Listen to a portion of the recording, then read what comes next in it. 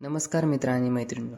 लग्नानंतर होईलच प्रेम या मालिकेच्या पुढील भागात आपण पाहणार आहोत की आता नवीनच ट्विस्ट आलेला आहे आणि त्यामध्ये नंदिनीने एक गफलत केलेली आहे.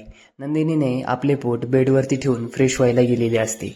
तितक्यात ती बाहेर येऊन शोधू लागते, पण तिला तिचे कुठेही पोट सापडत नाही आणि त्यानंतर जीवा देखील तिच्या मदतीसाठी येतो.